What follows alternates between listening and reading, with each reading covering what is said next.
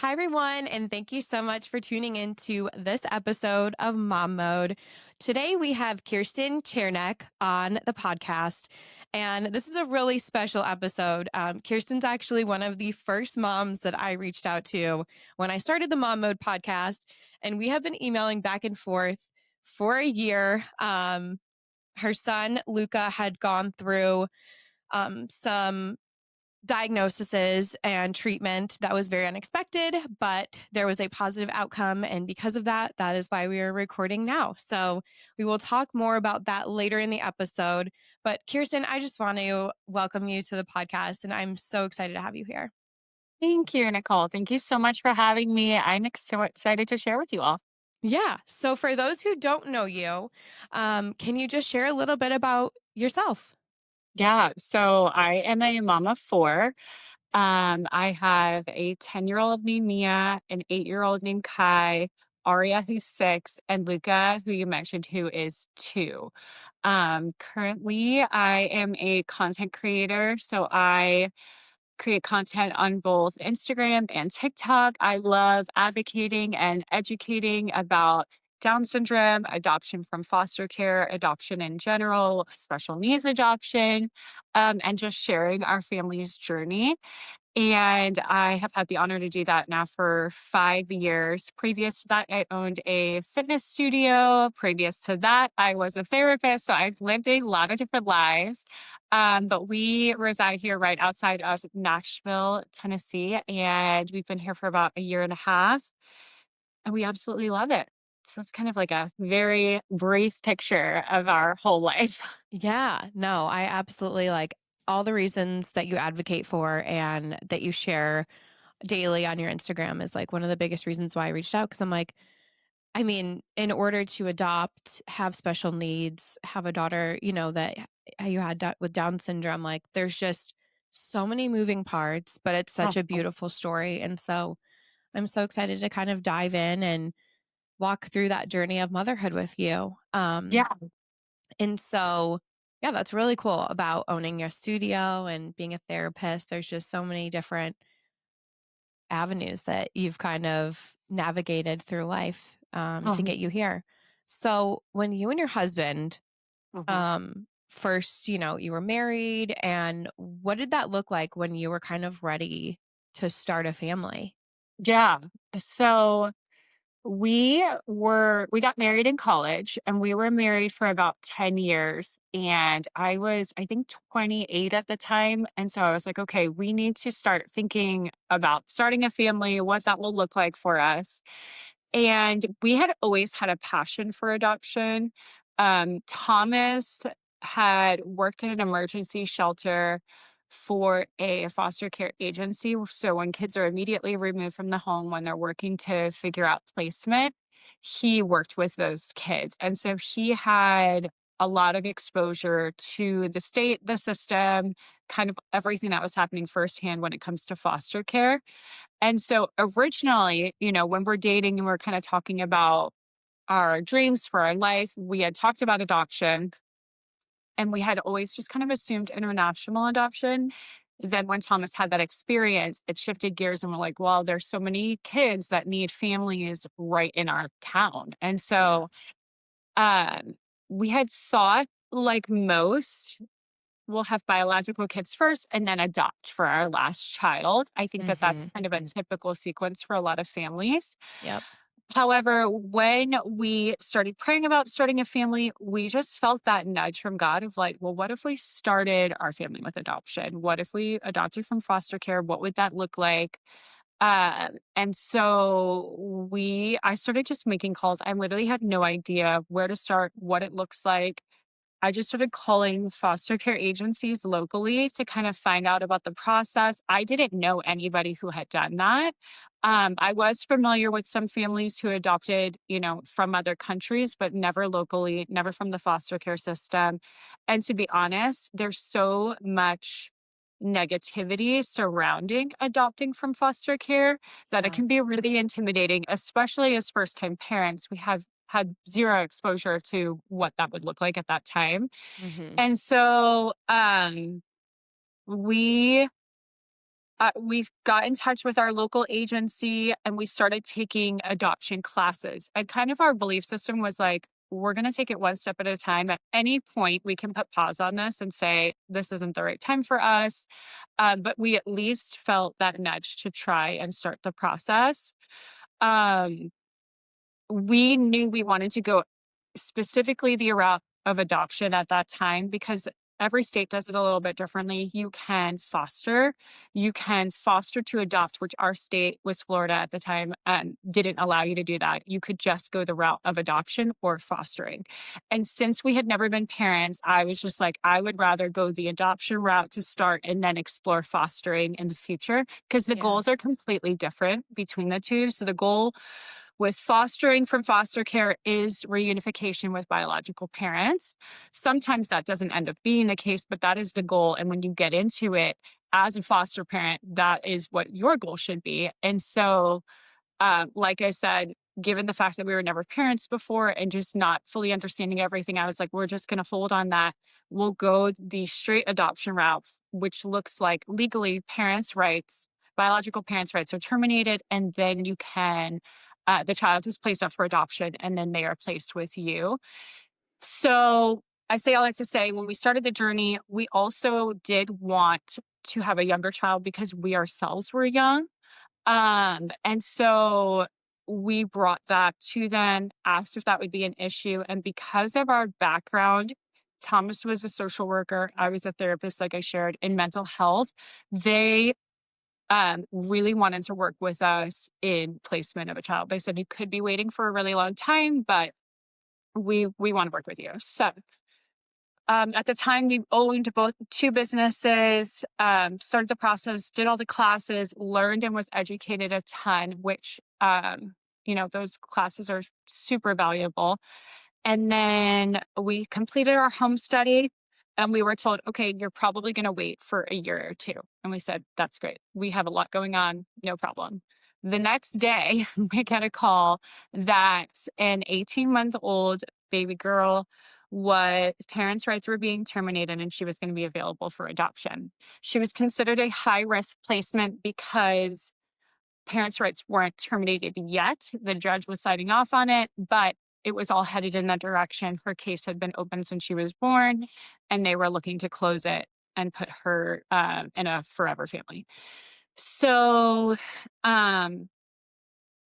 we said we wanted to move forward, and how it works is three families. Again, this is Florida dependent. Every state is different, but in Florida at that time, three families are picked per child and go through an interviewing process. So we went and they interviewed us for her. And the short of it is, obviously, they ended up picking us. And Hmm. so that process was probably within a couple of weeks. In the course of those couple of weeks, we found out that my daughter Mia's mom was pregnant. And so when we were interviewing her, they said, hey, y- we know now that there's this other new baby. You have to be willing to adopt him as well, because it looks like we're going to be terminating rights in this circumstance as well. And so that was wild. My husband, Thomas, was an instant yes. I was like, okay, let me take a second and think, because now it's Yeah. two kids under 18 months, and a newborn. And you don't adopt a newborn because of when they're born, their case starts. It's impossible. Still have to go through the process. And so it never crossed my mind. And so we said yes and just felt like, okay, these are the doors that God's opening for our family, and we'll just continue to step through them until they shut or continue to open more. Because Kai was going to be born soon. At that point, it was like a month away. They were like, we're going to move this case along quickly so you can work to attach with Mia, get into a routine and flow with her before Kai is born. So Mia moved in with us right away. By right away, I mean we met her and she moved in that day. Oh like my we, gosh. This happened it very was, quick. uh-huh. I mean, like you said, I God's mean, it was timing. like we got the call about her, and within a couple of weeks, she was living in our home. It was extremely fast. But it was amazing. I mean, I'm so grateful that it went that way because once we met her, I was like, there's no way I can't bring her home with me and have, have her as my daughter. And so we met Mia. Mia came home with us, and like our bond was instant. It was like I literally saw her and I fell in love within seconds and was just like, okay, I'm committed to being the best mom that I can be for you. And, coming from foster care, she had gone through a lot. There's a lot of things that we had to work through, a lot of things she had to overcome, but she is such a fighter and was so amazing through that process. And 2 weeks later, Kai was born because he was born a couple weeks early. So he was born, and it takes some time from a systems perspective. They had a lot to figure out. He ended up going to another foster care home for I don't remember, maybe a week or so, and then came home with us. And then Mia's adoption was finalized just a couple months later because, like I said, she was pretty far in the process. We were just waiting on a date at that point, which was actually November 15th. So it's coming up. We're celebrating her adoption day in a Oh few my days. This gosh. morning is on our like family calendar. And this morning she's like, I wonder where we're gonna go. Like she gets to pick our spot, and we just celebrate the day that she joined our family. Um, and then Kai's adoption was finalized when he was 9 months old, so right before he turned one, and he just, I mean, was the light of our family's life when we met him, and he was such a joy, so laid back, so sweet, and I mean, he's still all those things to this day. And so, yeah, we went from 0 to 2 kids. I mean, basically within a couple weeks span, but it was like perfect for us. I mean, it just came very naturally to us. The experience, it was a lot. We had to learn a lot very quickly. And, overnight, we were parents. We were parents to 2 children. And, to be everything they need within a moment's time was a little bit overwhelming. But also, I felt like, no, we were made for this. Like, we were made to Mhm. be their parents. We were made to navigate this with them. And it was like, honestly, a beautiful, somewhat seamless journey. And so, when Kai was a year old, or he was getting ready to turn a year, so his adoption had just been finalized. And my husband was like, we should try for one. And I'm like, at this point, Mia is two. So 2 year Mhm. old, not even 1 year. And I was like, I don't know. Like, I felt so content with just having the two of them forever. Like, that's Yeah. where my head was just like, I love them so much. Like, You just want to they enjoy that chapter with like yes, just like, them. they are our kids, adoptions are finalized. And he was like, or just give me one chance. I was like, okay. So I got pregnant right away with Aria. Oh my And gosh. it was like, yeah, with it. I mean, I was pregnant by the time Kai turned one. So yeah, we got pregnant with Aria when I was 20 weeks pregnant, found out that she had Down syndrome, which rocked my world in a sense of like, I never thought that that was a variable for us. I was young. It never crossed my mind. Mhm. And so, um, getting her diagnosis of Down syndrome, like, it was a grieving process for me. Like, you picture your child, by time when you're pregnant and what they're gonna do and who they're gonna be and what they're gonna look like. And then all of a sudden it was like, oh no, this is a completely different child than I had pictured this whole time. And so just making that adjustment mentally was a little bit tricky. However, like as my pregnancy went on, um, and I learned more about Down syndrome, the better I felt about everything. And by time she was born, I was so excited for her to be here. I was so excited for who she was. Mhm. And she was born and absolutely fell in love with her. I mean, she just came out such a fighter and so strong and so stubborn and so resilient, but she is still all of those things. And um that was my first introduction, full-blown introduction to the world of Down syndrome. Through that, I got plugged into the community, of other moms who had kids with Down syndrome, as well as adults with Down syndrome, and just fell in love with this group of people that just see the world in such a beautiful way. And so, um, yeah, started that journey with her. So at this point, I have 3 kids under 2.5. So that was wild. Um, but fun. I mean, I don't know any different, you just know what Yeah.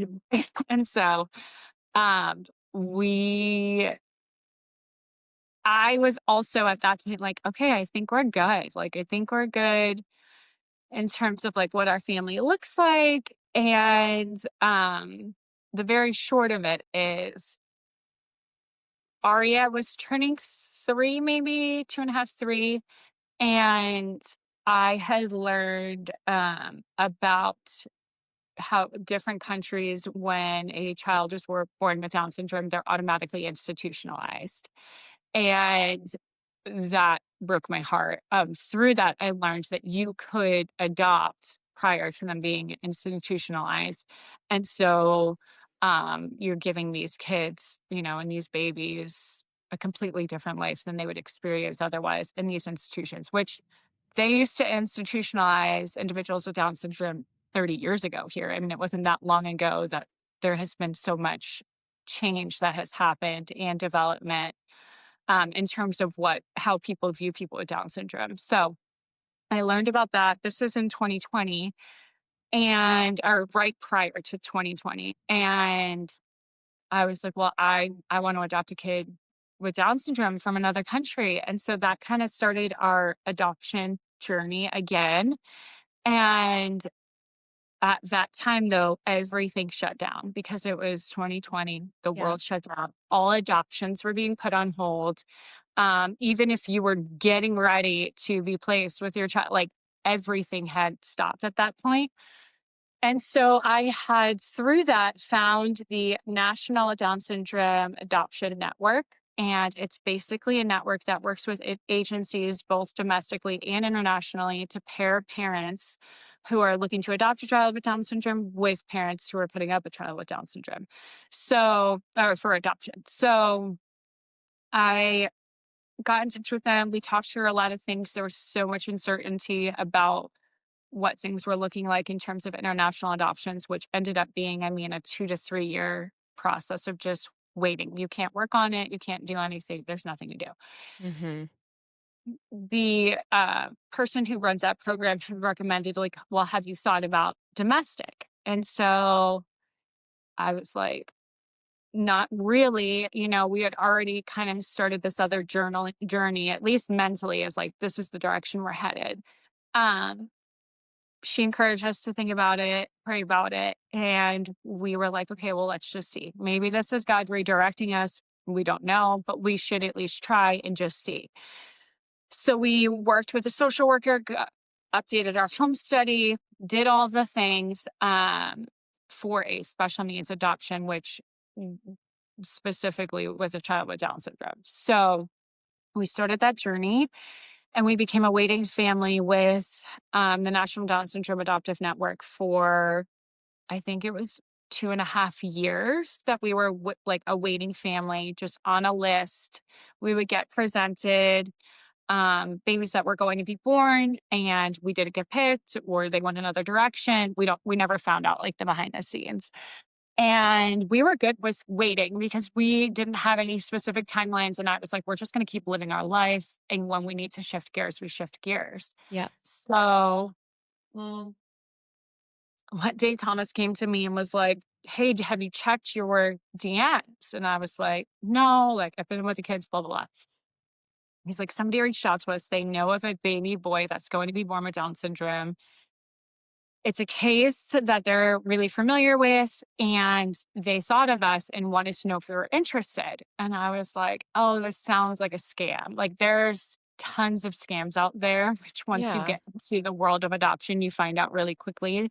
And, we are somewhat public figures who have shared we're adopting, we're a target for scams. And For sure. so, um, I open it up, I read it, I check the girl's profile. It looks legit. And she's like, I have the mom's adoption attorney's info. If you want to get in touch with her, I'm happy to make that introduction. And you guys can just see if it's a good fit or not. And so at this point, I was like, we might as well just see. Like, I have no idea. Something in me felt like, could this be our kid? Like, And like, wait, this is kind of incredible because this is all because you are now a content creator. uh You're huh, posting about hmm, adoption, wanting to hmm, adopt Down syndrome yes, baby. And so someone yeah. came across your profile. Yeah. Yeah, it was wild. So yeah, that's why like to this day, my community online holds like such a sacred place in my heart, not just because of like everything that they journeyed with us, but like Yeah. they're also the reason we have Luca, which is just wild. Yeah. So anyway, get in touch with the adoption attorney, start talking through logistics, get in touch with Luca's mom, meet her through FaceTime. And at this point, he was going to be born a little less than a couple months later. Hmm. So did all the paperwork, all the things. And I think this was in the end of August. He was born middle of October. So we started full fledged, getting all the baby things, getting everything organized, which we felt like we had a ton of time because remember with Mia, we didn't have any notice basically. And then Kai was born early. So we had like notice for with him. So it was like, oh, we have 6 weeks to plan for a baby. It felt like an eternity. So we started doing all the things. And then October 11th, we had drove up a couple of days prior to Birmingham, Alabama, and I got to be there in the room while Luca was born, which was so incredibly Wow. special. And So you got to so meet like his mom. yeah, so I got to meet his mom, who is such an amazing, selfless, beautiful human being. And yeah, I'm so incredibly grateful for her. And so got to meet her, got to be in the room when he was born. And that started a whole new journey because Luca had a lot of health issues when he was born. So he was born with something called severe pulmonary hypertension, and it just drastically affects his lungs. And so he ended up going on ECMO life support and had a crazy like NICU journey for 3 months, and then finally graduated the NICU when he was 3 months old and we were able to bring him home. Bring him home So it then. was wild. I want to dive into Luca more. Yeah. But Yes. before we go into like Luca's health, how, like, first off, I love how you explained everything because, when I came across your page, as I'm sure other moms do, you're like, wow, how did they adopt from foster care? Then they had a Yeah. daughter of their own. Then they had Luca. So I love the journey. I love, that it naturally came to you guys because, like you said, your husband was working with foster care, and then it just was this winding road of like becoming your family. Yeah. Um, with your two, with Mia, and then I'm sorry, what is your son's name? Hi. Kai. Hi. Kai. I love that name. Yeah. I actually have someone that's name was Kai. He was from Hawaii. Mm. Um, so Mia and Kai, with them coming home, did they like instantly know they were siblings? Like, do you think, I mean, obviously Mia was pretty young, Yeah. but do you think there was always a bond between them? Yeah. Yeah. I definitely think so. So I shared that Kai was in foster care for about a week. Yeah. During that week, we went and visited him, I think every other day or every day. I can't remember. And so I remember when they first met, um, prior to that, Mia had been meeting so many people in our life, babies Mhm. in our life, and she wasn't wildly interested. She was just like, okay, like there's other kids around, other babies around. She met him and she was like instantly obsessed. Like I have this video of her holding him and I go to take him back and she's like, "No, I am holding this baby. Like this is my baby." And she actually says that in the video. She says, "My baby." And Oh. so it was like you I couldn't deny, yeah, the level of connection that they had right off the bat. And to be honest, like to this day, that's one of the most powerful things, or the thing that I'm forever grateful that I was able to do is keep them together and Mhm. have them have that relationship, because they're best friends and they have this unique journey that nobody else will be able to understand at their level. And to have each other and go through that, I feel like is Yep. so unique and special. And so I'm just so grateful that God organized it that way and that they were able to stay together and have this special bond and that I got to be a part of that. I just think Yeah. it's such an honor. And so, It yeah, really it is. was special. For you and your husband, like you said, you like fell in love instantly. I mean, I feel like so many questions between parents are like, will they feel like they're ours? Yeah. And for you guys, like, how did that feel? Yeah, I know. Everybody's experience is so different. And I think it's important to acknowledge like there isn't a book for how to go about this, when you are meeting your kids that you're adopting or fostering. Like it's so nuanced, it's so complicated. Um, for us, it was an instant connection, and but I know now, having so much more exposure to the adoption community, that's not the case a lot of the times, Mhm. and I think that that's okay. Even moms, who birth a child still struggle with connections at some point. Everybody's For experience sure. is slightly different, and I don't think that there's a better or worse way. I think it just kind of is. And I think giving yourself as the mom so much grace in that season.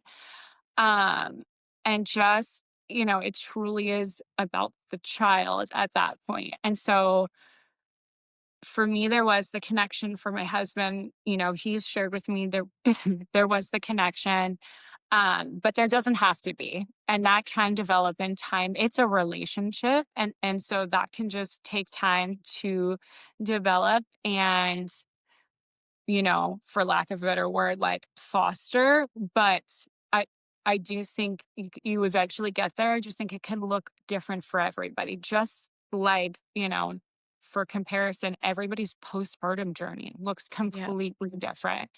Um, and it has a lot of similarities in that respect to like, okay, there isn't just one way and there isn't just a right way. It's just everybody's different experience. Yeah. And So it's just thanks for bringing that up navigating 'cause it I'm looking for it. Yeah. day by Yeah. day. Yeah, And even exactly. with like your spouse. And I mean, you guys brought home two. So, very quickly, which I think, like you said, is just so incredible because they have each other. Yeah. Um, when you got pregnant with Aria, Mhm. and then when you had her, how did they react to you now mothering, another child? Yeah. No, it's such a fair question. So when I got Aria's diagnosis when I was pregnant, I that was my biggest concern was what does this mean for them? Mhm. That they were my kids and they were my top priority. And I was like, what does this look like for their life? How is this going to impact them? It was my instant knee jerk thought process. Um, and so what I did, honestly, I'm diving into so many different things. I met with um, a sibling to a child with Down syndrome. And it's a family friend, and I invited her over for coffee. And I said, okay, tell me what it's like to be the older sibling of a child with Down syndrome. What did your parents do that was great? What did your parents do that you were like, maybe you could do differently? Like, give me all the nitty gritty. I want to know and I want to understand because I want to get ahead of this. Mhm. Because there are complexities that come with having a child with special needs in a family dynamic. There's a lot that you have to navigate and navigate well for everybody to be successful in their own way. And so I thought the more knowledge I have about this on the front end, the better. And so that was a really insightful experience. Her parents did an amazing job of how they went about navigating that. But I also learned like different things that, altered her experience and that she wished could have been done differently. And so I've literally, I mean, that conversation happened 7 years ago, and I can remember it like yesterday, because I've really taken all of those things into massive consideration when how I operate my family, specifically at that time with Mia and Kai towards Aria. And Mhm. so, I mean, on a practical level, that looked like giving everybody their individual time. At that point, Aria's an infant, and so she is with me a lot. But we did dates with our kids. We did this even prior to Aria being born, where we do one-on-one dates. Thomas takes one, I take one, and we go and we do something special that they want to do. It's not surrounded about presents, it's about the experience. And so things like that. And also just, I mean, at this point, like shared, Mia was 2.5, Kai was 1. Um, we already started having conversations with them. We kind of handled it similar to their adoption. Like, we're just always going to talk about this. It's always going to be an open conversation. Um, they're familiar with, sometimes they ask me questions and I'll share with them, like, it's a little bit too mature, but once you get a little bit older, like, I can't wait to be able to explain this to you and share this with you. But right now it's too big. Your heart just couldn't handle it. And I want to make sure that you can. Mhm. Like, that's my responsibility as your mom. And so, um, having Down syndrome and Aria having Down syndrome be a part of the conversation from day one. I also scheduled all of her appointments when they were at school. So her therapies, her doctor's appointments, they went to a little preschool like a couple of days a week and for a half day. And so all of her appointments would be during that time. So it wasn't like I was constantly leaving with her and there with a sitter. Yep. They didn't really know at all that I was going and doing all these things. Mhm. And so thankfully having the privilege of having that flexible schedule, being able to navigate that. And then as they've gotten older, they for a while thought, like Kai specifically thought, oh, Down syndrome is Aria not walking. So once Aria started walking, she's like, she doesn't have Down syndrome anymore, because we had Oh. told them for so long, like, it's going to take her longer to do things. And like, there might be other kids her age that are already walking and it's just going to take her a little bit longer. And so, like, just like even like really sweet, like things like that, where you see how their brain is trying to connect and operate and like put it all together to Yeah. where now, they fully understand and it's just a built-in part of our life. But I would say I have a very individualized relationship with each of my kids. Our relationships look completely different. Mine to Kai, mine to Mia, mine to Aria, mine to Luca. Because they have different needs and they have, different ways that they need me, different ways that I need to talk to them, help them navigate things. And so, it's tricky because there's one of me, one of my husband, there's 4 of them, Mhm. but that's a commitment I made to them when I decided to have Aria and then have Luca. Like, you will still get that individualized experience. And sometimes life happens and we have to pivot slightly, like when Luca got sick, which I know we'll dive into, and it's going to look a little bit different.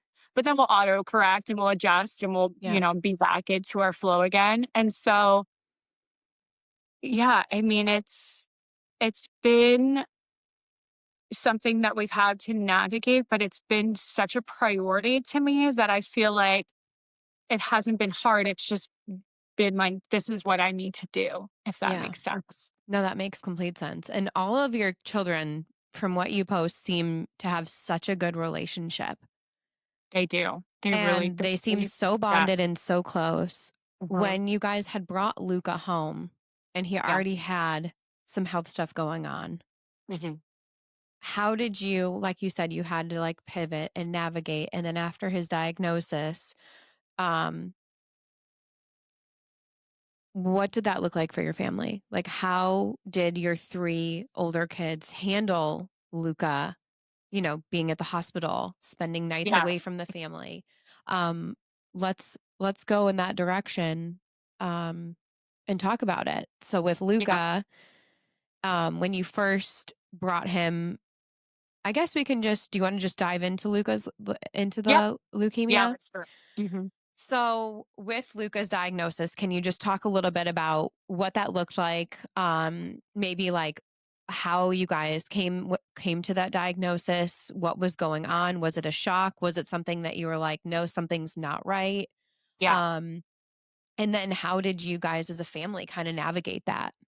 Yeah. So Luca's leukemia journey kind of started when he was born because he was born with something called TAM. TAM is an acronym for like a blast in blood. It's just like kind of looks like, oh, this could be something it couldn't. Sometimes kids are just born with TAM, it goes away. The fact that Luca had Down syndrome and had TAM put him at a higher susceptibility for developing leukemia because kids with Down syndrome in general develop leukemia at a higher rate. And then you add TAM on top of it. So he had these abnormal cells. They went away when he was maybe 2.5, 3 months old. And so we were kind of in the clear, but just like, we're going to do blood work every 6 months. We're going to keep on top of this. Well, when he turned one, he hadn't had it in so long. So we got cleared for a year. So I was like, okay, this is great. Um, and so I was always had, even since having ARIA, had leukemia symptoms in my brain as like kind of a checklist of just something to be aware of. So last year around this time, we had taken a family vacation. We had come back and Luca was sleeping a lot more. And I was like, okay, I think he has some type of bug, but I don't know. And I just kept thinking about it all the time because at this point, Luca had been medically complex since he was born. He's got a lot of different things at that time going on. And so I constantly was just kind of had to like be aware of different things that he was exhibiting because sometimes with him, it could mean that it was something a lot more. So Thomas and I were on a date night. It was a Saturday night, and my brain is like kind of thinking through like he had this little rash, it went away.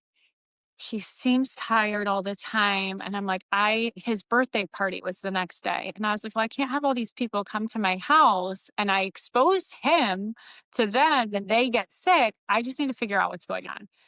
So I went and I took him the next morning to the ER and because it's a Sunday at this point. And I'm like, I just need everything run. I need you to do a full panel for what you would do for a patient who you suspected leukemia for. And the doctor told me no. He said, I won't do it. He doesn't look that sick. And I was like, my mom gut is telling me otherwise. Like, I need these tests run. And trust me, like, I don't want you to poke him and do these things, but like, something is off. Hmm. And so another doctor came in. This was a woman. She was a little bit older. And she said, I trust mom guts. And if you want to do this, we're going to do it. And so I was like, thank you. So we started all the testing. It came back that he had COVID. So I was like, great, that makes sense for everything that we're experiencing. All the symptoms checked out, very similar, even the rash, like that could be a COVID thing with babies. And so, but then all the labs came in and she said, well, it actually looks like he actually also might have leukemia. And I was like, wait, really? So she's like, yes, he's on the edge. It could be from COVID and his blood work's all out of whack, or it could be that there's something more serious going on. So we make an appointment with hematology oncology for a couple weeks later after COVID's out of his system, and we're going to start that journey. I go in thinking we're good. Like it's COVID, we're fine. Like he's good. He still is symptomatic of some things, but I just thought it's Luca. It takes him longer to get over things. Like this is just kind of his MO. Hmm. We do the labs, everything's worse. And she's like, no, this is looking like AML leukemia. And so she wants scheduled bone marrow biopsy, which is when you go into the bone marrow and pull out the exact cells that you're needing to get a really good picture of what's going on. So we scheduled that. We did that. A little while later, we had to do a few of those. We had caught it so early that it was so hard to detect. Hmm. You need 11% cancer cells to even start any type, or no, 21 cancer cells to even start treatment, 21% of cancer cells. And he had gotten like one, or he would get like zero 0.3. It was just so low that they couldn't do anything about it. And it kind of left them like, well, everybody kind of has some cancer cells. Like they are in our body. It's just, are we headed in that direction where we're developing more, or is it just going to stay that way and kind of stay at bay? So we lived in an in between place for 5 months where it was like, does he, doesn't he? And honestly, that was the hardest part, I think, for our family, for everybody mentally, because it was this roller coaster of like going to one appointment, he has it. Okay, we're making a game plan. Go to the next appointment a week later, he doesn't have it. And so that was like, from our kids' perspective, eventually I just didn't bring them on that journey anymore because I was like, who knows what's going to happen. But initially it was like, sharing with them to answer your question was brutal. Um, Unfortunately, Mia had known of a little boy that she had gone to school with who had cancer, who ended up passing away. And that was her context. And so when I shared, Luca has leukemia, which is cancer. I had to share, I had to be honest to a certain degree because they were going to have a conversation with somebody and somebody was going to use that word. And Mhm. I was like, I need to let them know that leukemia is cancer. And so she kind of flipped out, and Kai looked at her reaction. Then he was really upset. Then Aria is upset. She doesn't know why. And so everybody was upset. And it was, you know, to date, one of the hardest and probably will ever be the hardest conversations that I ever have. I shared this on another interview, but like teaching your kids how to say leukemia was just like brutal, like their little minds, like you could just see their hearts like trying to process, like learn new terminology. And I'm like, I shouldn't be in a position where I'm teaching my kids who are at that point 6 and 8 years old how to say these things. Yeah. And so that was just brutal. There was no denying it. But can say in the same breath, having those conversations and being able to work through it with them, to even be able to pull from past experiences and things that they had gone through and be like, yeah, like hard things do happen. Hard things happen in life. Like we are not exempt from any of that, but we are always stronger, we're always better on the other side. Like we have a choice of how we want to handle this and how we want to go about this. And this is what our family does. Like we overcome, we are resilient, we do get better, we do get closer. And just being able to pull from experiences in Mia and Kai's history and be like, you went through X, Y, and Z, and look at whom you are now. You're kinder, you're more inclusive, you have a level and a depth of caring to you that most people don't at your age because of your experiences. It has made you better. I wish those things didn't happen to you. Like if it were up to me, they never would have, but they did. And look at what you did with it. And so being able to pull from those other experiences was helpful for them, but also was helpful for me. I'm having these conversations and I'm sharing these things with them. And at the same time, I'm like, okay, I believe this too. I know that I believe this. I might not feel it to its core at this moment, but I'm saying this for them and I'm saying this for me.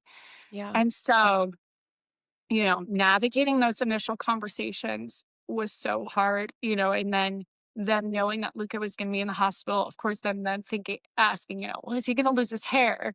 It's like, yes, he's going to look his hair. Well, he's not going to look like his cute self. And it's like, well, he's going to look like his cute self. He's going to look a little different and like hair grows back. Mhm. And, just a lot of like questions and conversations. And if there's anything I've learned about kids, it's like they will ask you at the most random times and you are not prepared for it at all. And you just have to like on the cuff, like, okay, we're gonna sit and we're gonna dive through this. I told you I take them on these dates. And so of course, like we're talking and I'm like asking them about bigger things. None of this stuff comes up. And then it's like, we're all running out the door and it's chaos. And they're like, oh, by the way, I had this question for you about da da da da da. And I'm like, oh my gosh, okay, strong pivot. Here we go. And so anyway, it was a lot.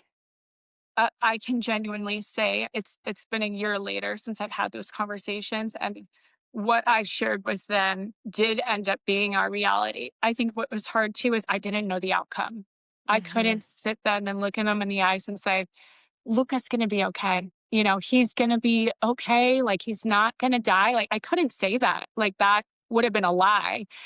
And so having to say, I don't know the outcome, but I know our family's gonna be okay, And I know Luca is a fighter. I know he's strong. I know he wasn't supposed to make it to this day right now, and he has.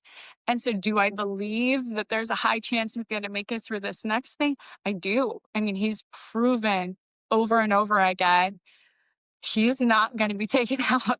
He is as resilient and as strong as it gets. And just drawing from as many things that we had gone through prior to kind of paint the picture of like what the future will look like for us. And so it it was brutal, but um I feel like it helped get us all through. Yeah, and maybe that's why, like I said, I feel like they have such a strong bond, and, like, Yeah, that's big time. probably a huge part Yeah. of it, is what you just went through as a family, and so now Luca is completely hmm clear, correct? He is. So he's been in remission since March. So no cancer cells, but he's finished treatment as of 2 months, and all of his blood work has been perfect, and he is doing amazing. I mean, it's night and day just seeing how healthy and how strong he is, how much he's overcome.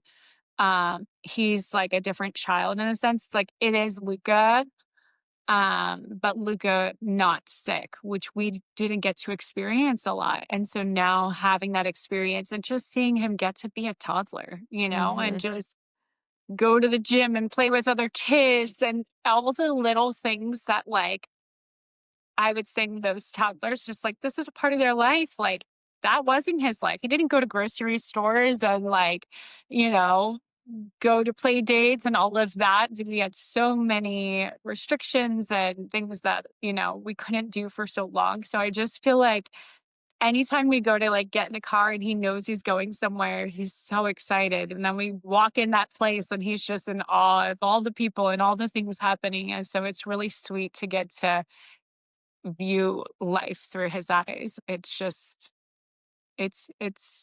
such an honor to have that experience. Yeah, and I Yeah, mean, God really had him close in yeah, hand, and he has a purpose for Luca, that's for sure.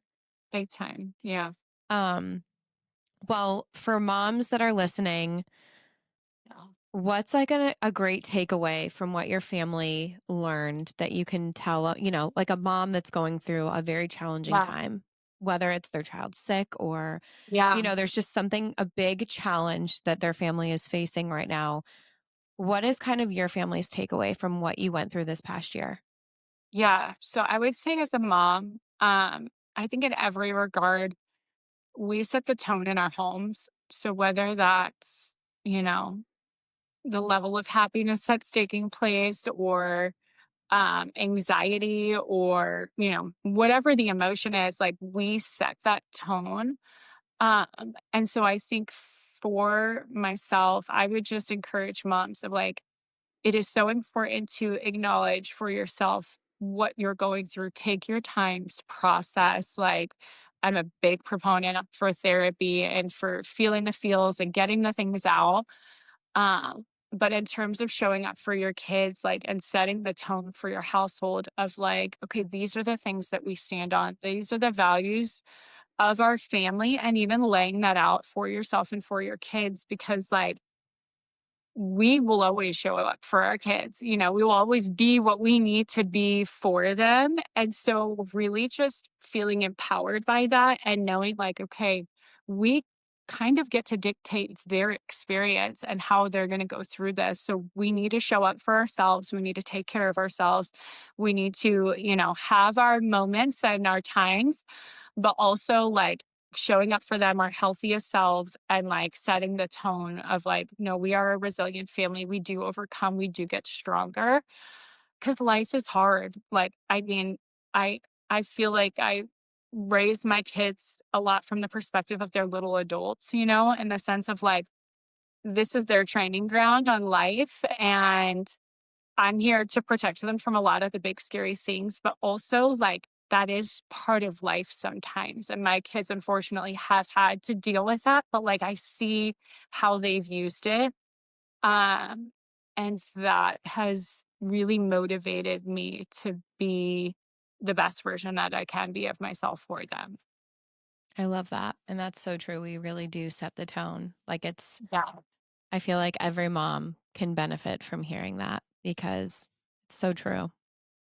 Yeah, and it's empowering. It's not meant to, feel an unnecessary pressure. It's just like, "Oh, okay, we do have control over how this looks, to a certain degree." And yeah, just I'm feeling empowered by that. Yeah. No, I Yeah. love that. Thanks. Well, I appreciate you coming on. I wish we had more time because I have a million questions still, but I do appreciate all that you shared and all that you do share online for moms who are following you because it is really special to see your family just continue to grow and just navigate this journey that you have. And hopefully, 2026 is a very different year than 2025, but I feel like there's so many amazing lessons that, your family can take and move forward into the new year. Big time. Thank you. Thank you so much for the opportunity and for having me. I Yeah, really of appreciate it. course. Okay. Thank you. Thank you.